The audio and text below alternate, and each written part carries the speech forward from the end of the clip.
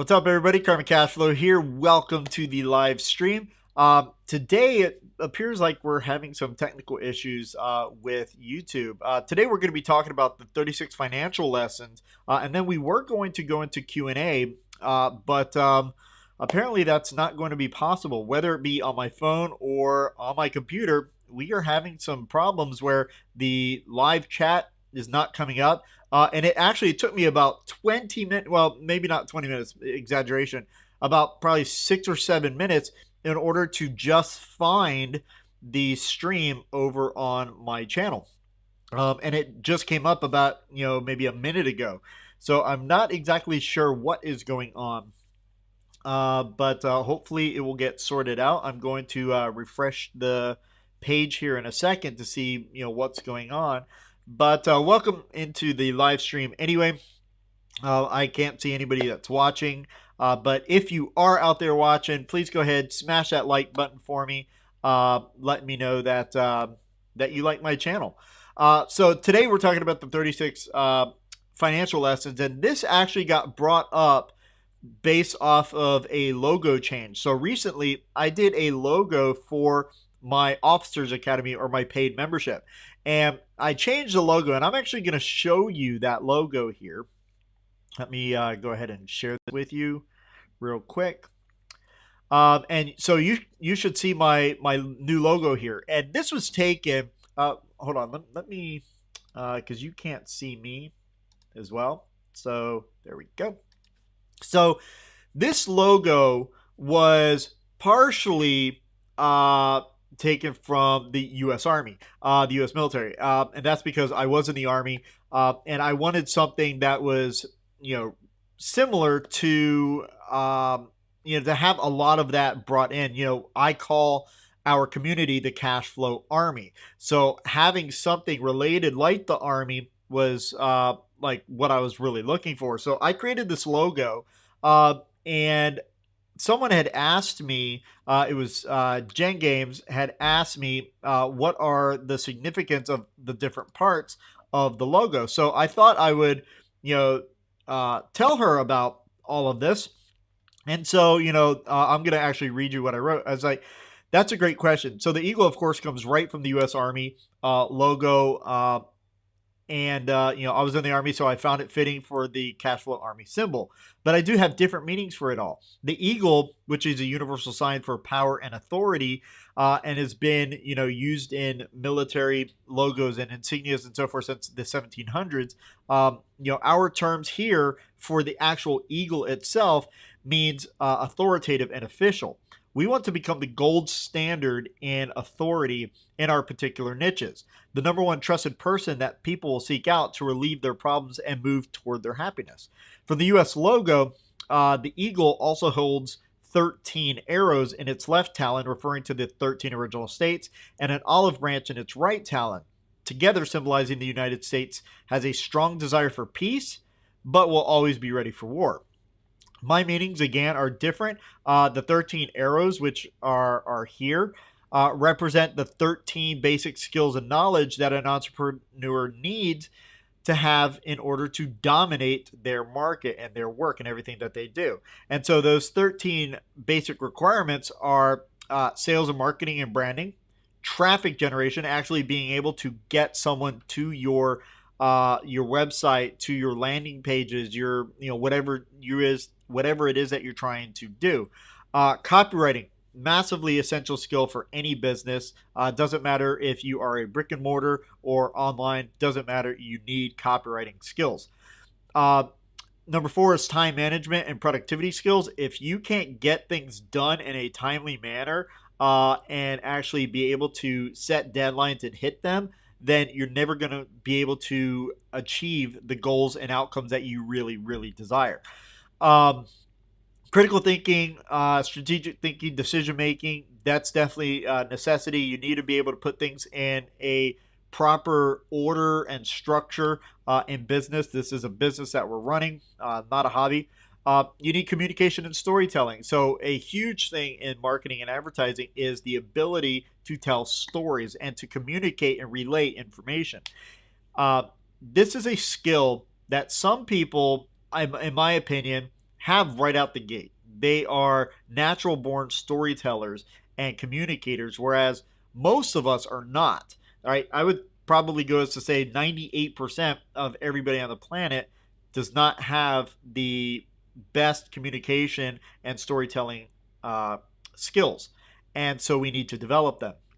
Number 7 is networking and relationship building. This is not a one-man show, no matter how much you want it to be. If you're like me, a massive introvert, and you want to, pretty much sit in front of your computer all day long and not interact too much with people, you've got to get out of that, right? You have to be able to interact and build relationships in everything that you do, whether it be your business life or your personal. You need those relationship skills.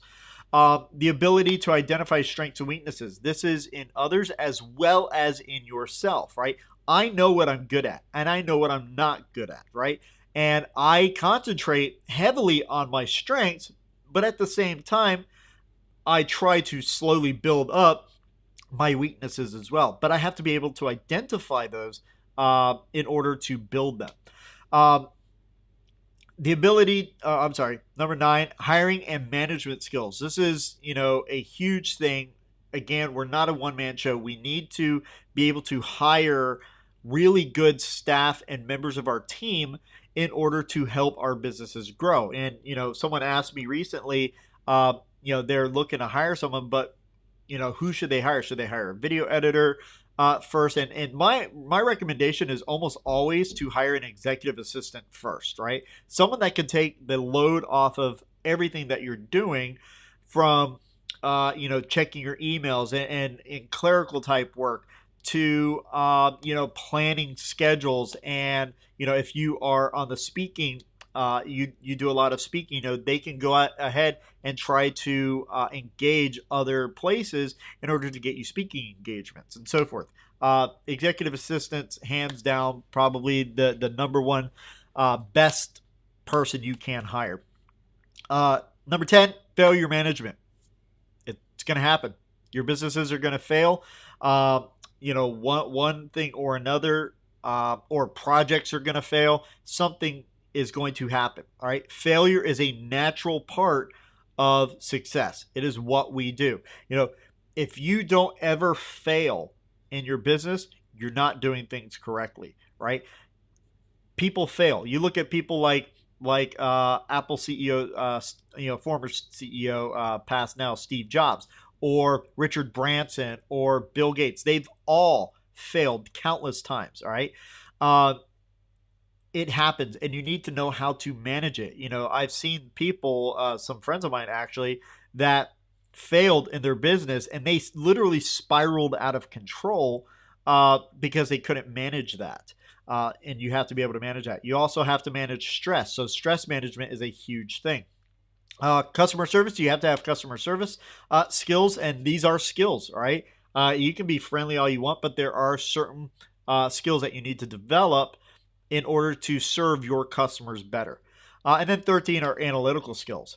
And so, I talked about that, the 13 areas, and then the olive branch, I went on to say, the olive branch, normally representing peace, symbolizes to us that we are giving in our information and provide upfront value to our audience and customers. This will permeate everything that we do. So I personally, let me take this out of here real quick. All right. This personally is a really big thing to me, because I see so many marketers out there driving, ads over to a landing page that gives no value in the ad, gives no value in the landing page, just a promise of value. And half the time, maybe even more than that, 65-70% of the time, there's no real value after that either. It is, here's what I promise you, and then every email after that, everything after that is nothing but a sales pitch, and a hard sales pitch at that. Zero value, or maybe like 5% value, right? The olive branch symbolizes that we give value up front. So I don't typically drive any more traffic to a landing page. I drive them to a page, what we call a multi-page pre-sale site, so that, maybe 5 pages worth is pure content, right? I am providing value up front. And then on that last page, I'll say, hey, if you want more value, leave me your your contact info, name and email. And by the way, always collect the name even if you don't use it. And this does a lot of different things, right? It weeds out all the freebie seekers, right, that are just wanting everything for free. And you get to talk to the people that you just want to talk to, right? So people that, like in my niche, there's a lot of people out there that are push, success type people, right? Get rich quick mentality. And I don't want those people. So in my pages of my multi-page pre-sale site, I'm trying to weed those people out, saying, this is hard work. This takes effort, and, this isn't going to happen overnight, stuff like that. So that those wordings push those people away. And the people that stay are only the people that I really want to talk to, right? So let me go back here. Right? So that's the olive branch. And then, of course, the symbol in the center, the dollar symbol, stands for cash flow, right? And then I go on to say, and finally, the 36 stars that surround the eagle are representative of the 36 financial lessons, because you need to have a solid financial education that encompasses your business. If you don't, your business will fail in the long term, right? And this is what I mean. So if you look at the logo, there's 36 stars that surround that, right? And that is what we're going to talk about today. So not going to get very heavy into it. I just literally just want to briefly outline what each of them are, because it was asked, someone had asked, what are those 36 lessons? And, some of them are not, really super detailed financial lessons, but I think that they are absolutely required for any business owner to know, so that they're in there. So what I want you to do, all right, yes, I'm going to have you do something. I want you to grab a piece of paper and a pen, or, open up a note-taking thing on your iPad or phone, or if you're on your computer, open up, TextEdit or something like that, that you can jot all of these down, because I don't have any slides. For those that are in the course and in the membership, I am doing a huge mini course on the 36 financial lessons for you. And of course, you'll get that for free. And I'm going to go through each one of these in great detail. There'll be 36 videos, of course, that go through everything, but I will go through a lot more detail that I'm going to go through now. I'm just really going to briefly go over each of these.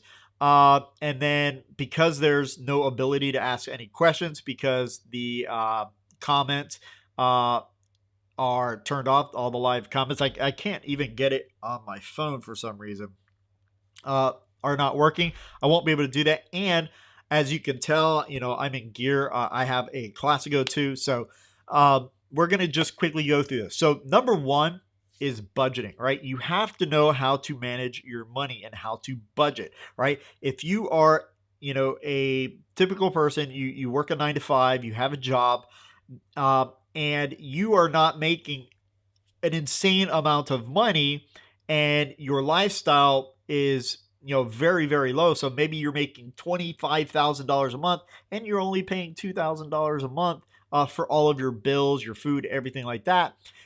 Maybe you don't need, so much of a budget. Although, I myself, I've had, just millions and millions and millions of dollars sitting in my account, and I still budget, right? I would go as far as to say every single wealthy person that I know, and I know a lot. I know billionaires and hectomillionaires that, a hectomillionaire, for those that don't know, are millionaires that have more than $100 million, right? And billionaires that they all budget. I don't know of a single one that doesn't have some sort of budget, right? You have to be able to know how to budget. Number two are taxes, right? I keep stressing this to my son, Josh, that, he needs to learn taxes. It's something that we go to school for 18 years of our life, essentially, all the way through high school. We graduate. Some people go to college, some people don't. But even the people that go to college, even after college, they know nothing about taxes, right? I am a victim of this myself, right? My parents were always very wealthy. I had, a lot just handed to me. I didn't grow up in the hood or anything like that. But I went to school. I got my doctorate. Uh, it wasn't in anything like business or anything like that. But after graduating, I still didn't know a single thing about making money or taxes. Right? Taxes plays a role in everything that we do, and if you don't know how to pay your taxes, you can wind up with massive penalties or even jail time. So it's something that you absolutely have to know. I am not an accountant or an attorney or CPA or anything like that, not even a financial advisor, but it's something that you need to know. And so when I do the mini course and I'm talking about taxes, when I'm talking actually about a lot of this stuff, I am going to have on hand my CPA to answer a lot of questions, and a couple of things I will have my attorney as well on the call so that you get really, really good information. Number 3 is building and maintaining perfect credit, right? Here in the US especially, I can't speak for outside the US because I don't know a lot of the rules and everything on credit outside the US. But here in the US, credit is essential, right? I did not believe credit meant anything growing up.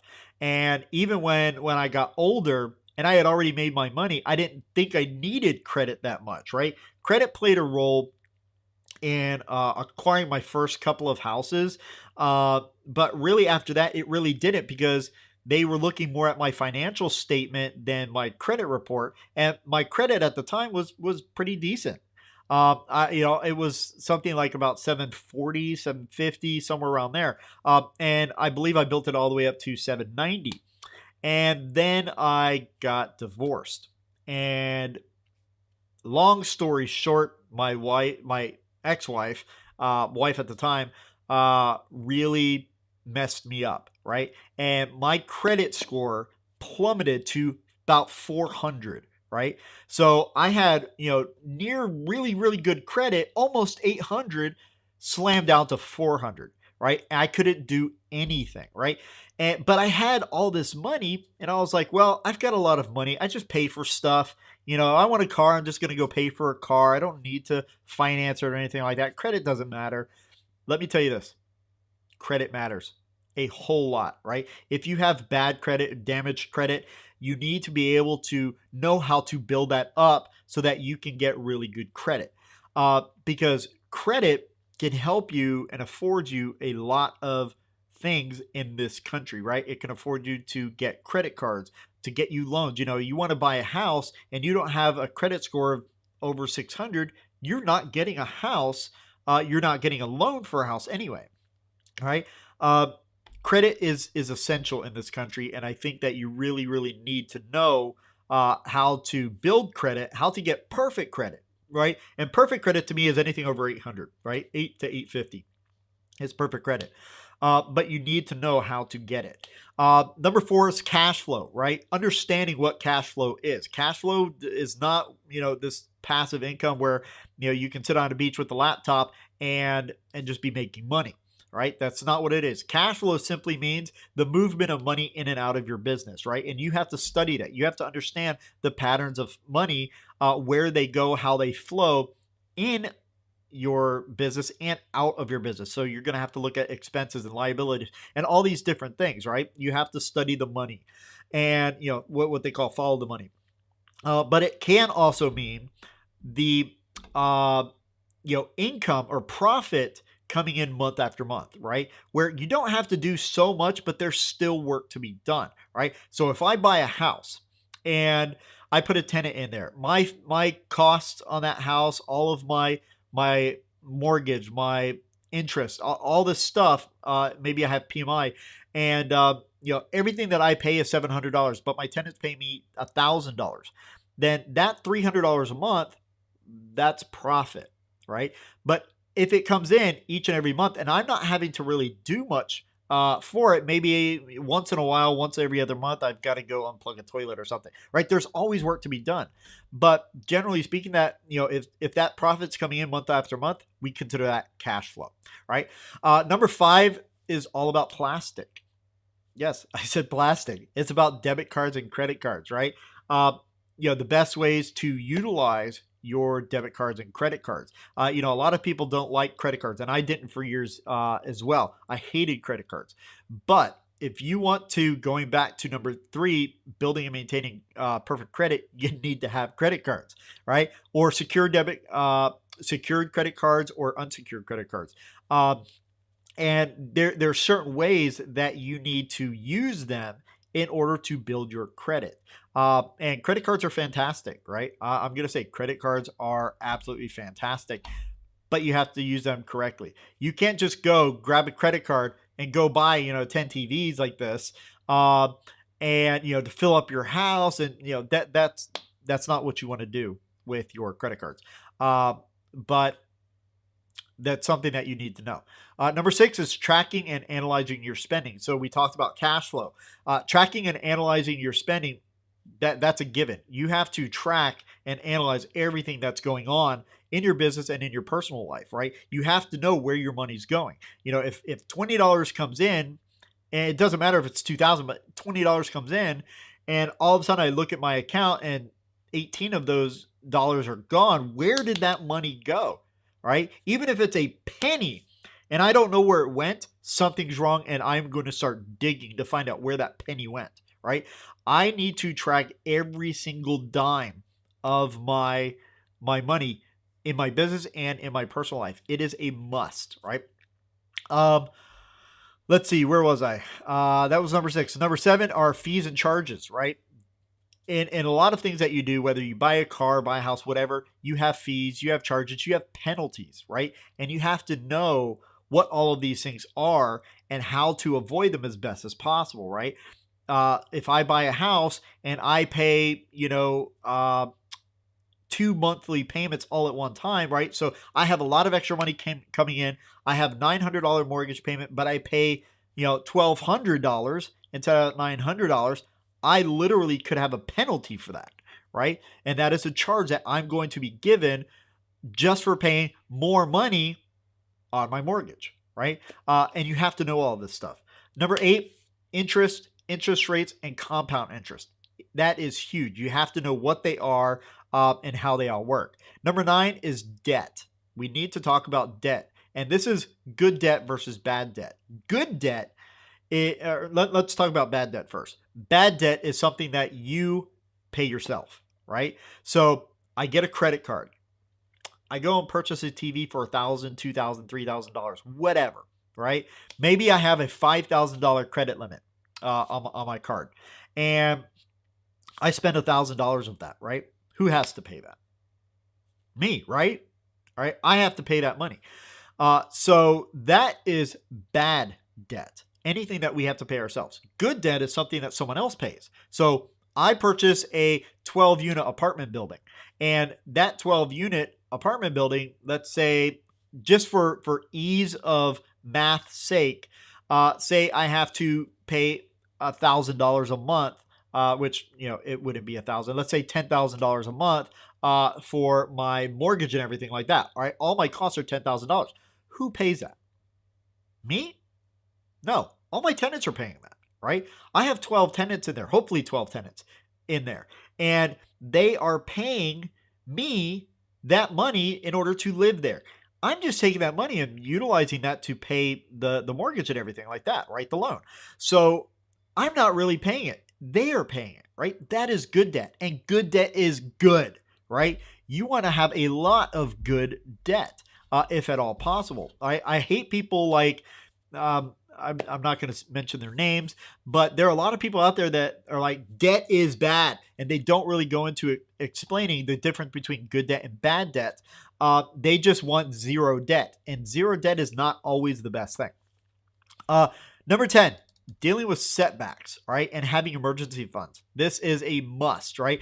When I'm running a business, I personally like to keep roughly 12 months of expenses stashed away for emergencies, right? You're going to have emergencies. One thing is going to come up, another thing is going to come up, and most people out there that have a typical job are not going to have any type of emergency funds, maybe a month or two at most, right? When this whole COVID thing happened, look at what happened. So many people lost their houses and apartments because they weren't prepared, right?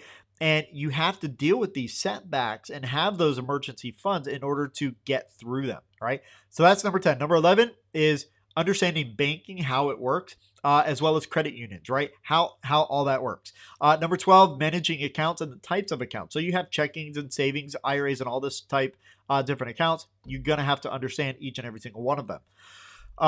Number 13, I'm kind of going fast now because I see the time and it's getting close to the time that I'm going to need to leave. Number 13 is building assets, right? This is what we're all about here on the channel, is building assets. We primarily on this channel build them online, right? But building assets in general is what we want to focus on. Number 14 is all about paper assets. This is stocks, bonds, mutual funds, stuff like that.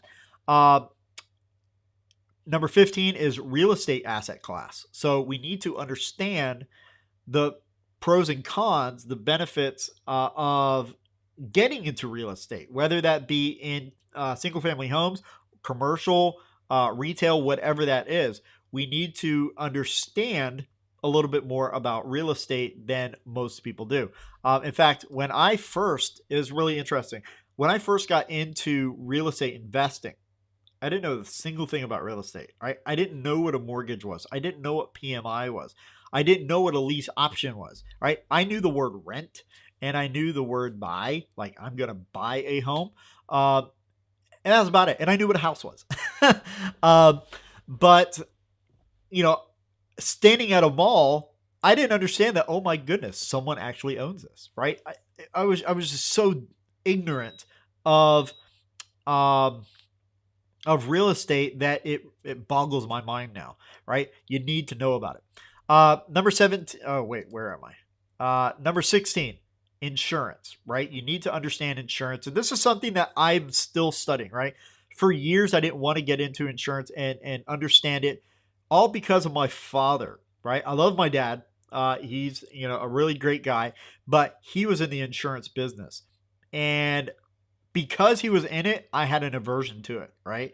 So I didn't want to understand it. And it's not until recently, the past couple of years, maybe 2 years, that I really started to try and dig and understand insurance better. And this is all types of insurance, right? This could be, health insurance or car insurance, whatever. You need to understand insurance. Number 17 is 401ks, IRAs, and retirement plans, right? Let me say this. I hate 401ks, right? And I'm going to talk about that when I do the mini course and I talk about 401ks. I will tell you right off the bat, I absolutely hate them, right? But you need to understand 401ks. You need to understand IRAs, whether it's a self-directed IRA or non-self-directed. Maybe you've got a Roth IRA. You need to understand all this stuff and different retirement plans. Number 18 are the types of income. There are more types of income than most people understand. Most people understand that there is, this thing called a job, and they've got to go to work every day. That's one type of income. They get their paycheck, whether it be hourly or salary, whatever. And they understand a little bit about commission, right? But that's about it, all right? There's a lot of different types of income, and you need to understand the different types. Number 19 are the differences between assets, liabilities, expenses, and so forth, right? There's a huge difference between an asset and a liability. And I'm going to go as far as to say 85% of the population could not tell me the difference of what the differences are between an asset and a liability, a real definition of it. Number 20 is financial statements and balance sheets. You need to, if I hand you a financial statement or balance sheet, you have to be able to read it properly in order to know what's going on. Let's see, where was I? There we go, number 20. So number 21, all about savings and investing. You need to understand when to save and when to invest and how all of the savings and investing works. 22, mortgages and amortization. So again, going back to real estate, you need to understand what a mortgage is, and you need to know about amortization schedules. And, amortization is essentially how you're going to pay back that mortgage. But there's so much involved when dealing with mortgages. Like I will probably, when the time comes when I'm talking about this, bring on a few people onto the call to really dive deep into mortgages and amortization, because I don't know it all, right? I know a lot, but I don't know, as much as I feel I should know. Number 23, how to set financial goals and goal setting, right? Goal setting and financial goals are extremely important in everything that we do, right? If you're just going through life, you have your basic job and you're getting your salary and that's all good. Where do you go from there, right? What are your financial goals? A financial goal could be, creating an emergency debt or an emergency fund. And storing away 3, 6, 9 months worth of expenses away little by little, right? And you have to have a goal. I have to say, well, in 24 months, I'm going to put this much away so that at the end of that 24 months, I have 6 months worth of expenses put away for emergencies, right?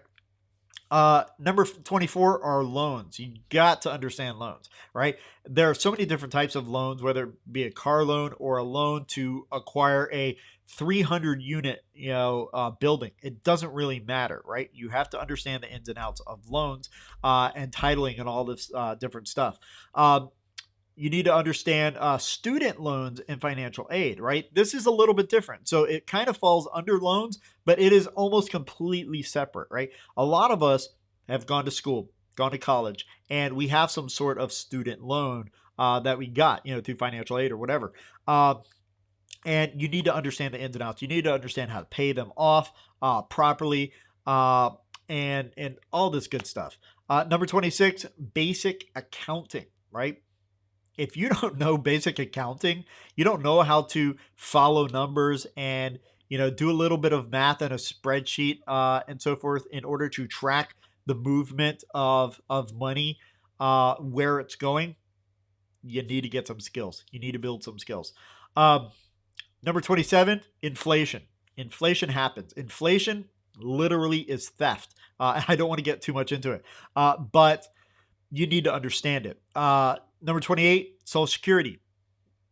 Need to understand that as well. I don't actually know too much about Social Security, but it is something that I am currently looking at and trying to develop my own personal knowledge in that area. 29, you need to understand all about financial planners. A lot of people will go to financial planners for recommendations to help them with their money. Unfortunately, a financial planner is nothing but a salesperson, right? And they know a lot. I'm not going to put them down, but oftentimes a financial planner is not the best person to go to. You need to study the stuff yourself, right? And make your own decisions. Number 30, fiat currencies and types of currencies. For those that don't know, the American dollar is a fiat currency, right? And you're going to have to understand that and all the intricacies. Cryptocurrency, I think, is something that has come up in the past few years, that, things like Bitcoin and like all these different electronic type currencies, you need to understand them. The Forex market, how, money works around the world, how it's traded, through banks and through brokers and individual people like myself. I am a currency trader. And the Forex market, Forex stands for foreign exchange, right? So we're talking about our money versus other different currencies, right? So it could be the US dollar versus the euro, or the euro versus the Japanese yen, whatever. You need to understand that market. Number 33 is futures, commodities, gold, silver, oil, etc., right? You need to understand futures and commodities. 34, reductions and deductions. Number 35, the understanding of unions. Again, unions is something I don't know a whole lot about myself, and that I am also looking at and self-studying. And then 36, different financial systems, right? And how it all works, how it all plays together. So these are the 36 different lessons that we are going to be going through in our mini course for everybody in the Officers Academy membership. And hopefully just by giving you this list has helped you, right? It's provided some amount of value. Again, I don't have a lot of time, but I'm going to real quick go through all 36 of these again so that you can jot them down if you've missed any. Number 1 is budgeting. Number 2 is taxes. Number 3 is building and maintaining perfect credit. Number 4, all about cash flow. Number 5, plastic, or what we're talking about, debit cards and credit cards, plastic. Number 6, tracking and analyzing spending. Number 7 is fees, charges, and penalties. Number 8, interest rates, and compound interest. Number 9, debt, which is, specifically good debt and bad debt. Number 10, dealing with setbacks and emergency funds. Number 11, banking and credit unions. Number 12, managing accounts and the types of accounts there are. 13, building assets. Number 14, paper assets. Things like stocks, bonds, mutual funds, stuff like that.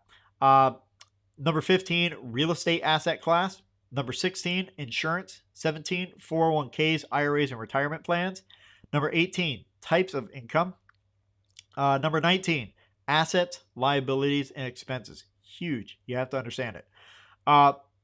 Number 20, financial statements and balance sheets. Number 21, savings and interest accounts. All about savings and savings and investing. Sorry, savings and investing. 22, mortgages and amortizations. 23, financial goals and goal setting. Where was I? 24, loans. Got to understand loans. And then 25 is student loans and financial aid. 26, basic accounting. This should have actually been right at the top. 27, inflation. 28, Social Security. 29, all about financial planners and financial planning in general. 30, fiat currencies and the different types of currencies there are. 31, cryptocurrencies. And I put this in a separate category because it is incredibly different, right? 32, the foreign exchange market, or what we call Forex market. 33, futures, commodities, gold, silver, oil, all that good stuff. 34, reductions and deductions. 35, unions, understanding of unions and how they work. And then 36 are, financial systems in general. So these are the 36 financial lessons that if you looked at my logo again, all right, are represented by all the stars. And it encompasses everything that we do, right? And this is because you need to have a good, solid base of financial literacy in order to move ahead and to really, really dig deep and build your business. So that's all I've got for you guys today. I appreciate you being here. If I've provided any amount of value, please go ahead, smash that like button. And while you're at it, go ahead, subscribe to the channel and hit that little bell icon for notifications. So until next time, guys, I really, really appreciate you. And we will see you next time. So take care. Peace.